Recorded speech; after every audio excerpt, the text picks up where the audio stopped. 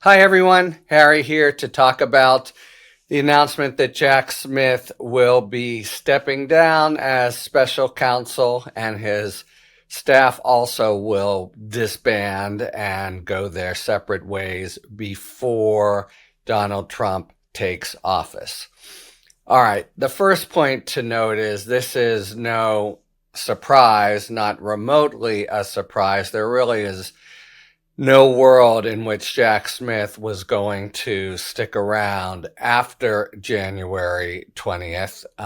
Just for starters, he has been vilified for most of his 2-year tenure by Republicans everywhere, and most especially the president elect, who has basically disparaged him repeatedly as having done trumped up political charges. Now, that just blinks away the facts. Of course, what Smith has done is assemble, and very quickly, two formidable cases against Trump, and the facts and the law, supposedly the watchword of the Department of Justice, are both strong. Grand juries have, in the January 6th case, returned an indictment and a superseding indictment. In fairness, that itself doesn't always show a case is righteous, but the American people have seen so much of the January 6th case, both through the January 6th committee in Congress and the long filing that Smith recently made to respond to the question of what parts of the case might be subject to the immunity ruling of the U.S. Supreme Court. And something you just don't hear from the critics is why any of this was false or wasn't a crime. It's just trumped up, as it were, as if somehow Jack Smith made it all up. And of course, Jack Smith, as a special counsel, it's especially unfair and crazy, perverse, to somehow suggest he was the one who kind of concocted this. He was brought in as an independent person to simply do the facts and law, and he's always been completely about that. He is politically insulated, not clear even what party he is, and the like. So he is the model prosecutor in a case like this who's put his head down, and quickly, and the country needed quickness, although it didn't get enough of it, put together cases against Donald Trump that by any measure of professionals in the DOJ would be solid and righteous. If we were in another world in which just normal Republicans were coming in to the DOJ and the government, there would be no effort to try to smear Smith personally and smear the cases, again, without pointing at the facts at all. But the fact remains, come January 20th, we so much of the country has been thinking of him as Elliot Ness, but the powers that will be are going to be thinking about him as Al Capone, or already are. They actually are suggesting he's a criminal. They want to make his life miserable. And there are many ways to make a current employee's life miserable in the DOJ.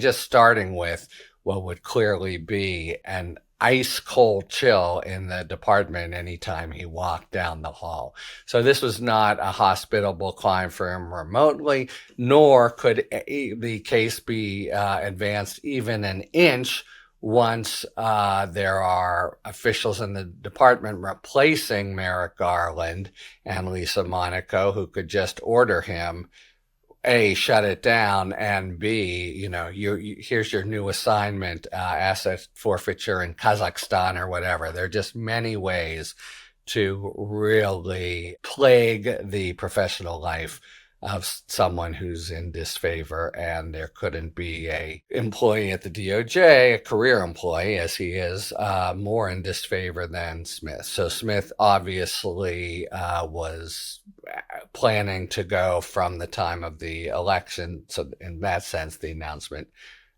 really doesn't surprise anyone, though it's noteworthy. All right, but what it does set up is what the race to the finish line looks like. So he will be leaving, let's say, by early January.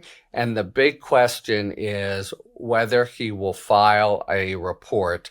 And the second big question is whether that report will be made public. On the subject of a report, it is part of the regulations under which he was appointed that when his investigation ends, he shall provide the Attorney General with a confidential report explaining the prosecution or declination decisions reached by the Special Counsel. The regs define that responsibility as limited, and you can imagine documents, if we were in a just completely neutral case where you make, as you do in a DOJ office all the time, a pretty quick bare bones summary. We brought it for these reasons, or we declined for those. Now, technically, this is ungainly because it's certainly not a declination decision. They decided to go forward in Mar-a-Lago, and they decided to go forward in January 6th. You can explain the prosecution decision, but it's water under the bridge. And we have the indictment that speaks for itself and many filings and the like. You are going to see Trump try somehow, even though he's not in power yet, from the outside to undermine the case for Smith's preparation of a report, and thereafter to try to keep Merrick Garland from making public any report.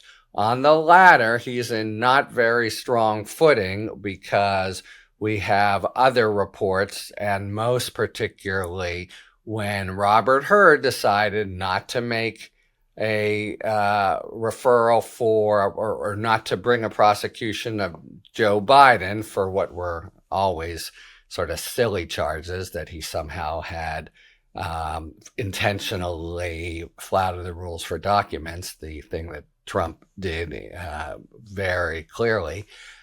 He had a report, and remember, he had testimony in Congress about Biden's doddering ways. It really was at the beginning of the drumbeat that culminated in Biden stepping aside after the debate. In addition, of course, the Republicans in Congress screamed to have this report, and it's how necessary it was. And an important little point in the regs is that the report is supposed to be for historical purposes as well as an explanation to the Attorney General. Now, when you come to the two big cases, we've had something of an account. I think historically, the country knows pretty well, it would have been sketched in quite a bit more at a trial, but knows pretty well about the events leading to the insurrection and all the laws that Donald Trump broke after the 2020 election leading up to January 6th. Not so, however, for Mar-a-Lago, which is really serious in its own right. What are the facts of the actual obstruction of justice and his manipulation of his co-defendants to basically thumb their nose at the law and the subpoena and take the authorities on this 18-month chase till they could even get back the documents that he had no right to take in the first place? What are the facts about how they were stored and possibly left for people, including spies who might be in Mar-a-Lago, to find out about? What are the facts about Trump's potentially having shown these documents purposely to people in his sort of boastful, I'm still the president and they're still mine way? What are the facts about potential damage, concrete damage to U.S. security interests that all that could have done? Right now, in large part because of Judge Cannon, who was able to delay, and then dismiss, those facts are really not part of history, and they really do need to be part of history. It seems to me it would be a travesty if the whole thing just is closed up with no account.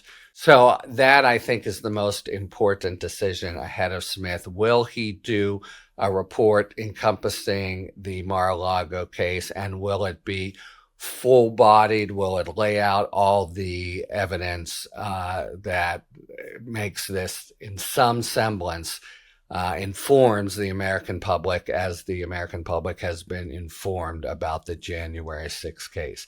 Now, at that point, the Attorney General, even though it's styled a confidential document, has the authority to release it to the public.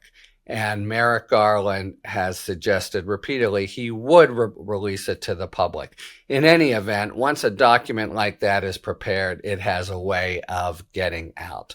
So I think there's a very big and important question about history as to whether or not Smith will prepare, and he'll have to do it pretty quickly, a whole report that especially encompasses Mar-a-Lago. All right, so that's what and then a final point is, once it's prepared, there's still a lot of jockeying about redaction of confidential information. In that process, the national security agencies get to weigh in and say, take that name out, redact this fact about that person, etc. And so even if Smith does it in lickety-split style, and he's been known for his lickety-split execution of his responsibilities, and it goes to Garland, there's still a race that may well not get to the finish line before January 20th, because there's a process that has to be gone through. And if it's after January 20th and the report has been prepared, but it isn't ready, so it isn't ready, let's say, till March, and the Trump folks are in charge from Attorney General on down, and they order the report not released, that's quite a standoff, and what happens there. But it would certainly be of a piece with how Trump has handled sensitive information about him from the start, most notably his taxes, which he lied and bobbed and weaved and said the dog ate it and I'll release it next week, and never did. And this would be the kind of historical document that he wants to actually scrub from history, just as he clearly still wants to scrub from history the facts of the January 6th insurrection. So there are some fights on the horizon, but Jack Smith won't be there to wage them. And the timeline to get it all resolved before the administration changes looks dicey, and may well depend on the whole national security aspect and redaction process to a report that Jack Smith prepares. I look to him to prepare a report. I think that will be his decision. I think that'll be the focus of his work, as well as winding up and packing up boxes over the next couple months. And still, though, fights will remain about whether the American people get to see it. Talk to you later. Thanks for tuning in. If you enjoyed this video and other Talking Feds content, please take a second to like and subscribe.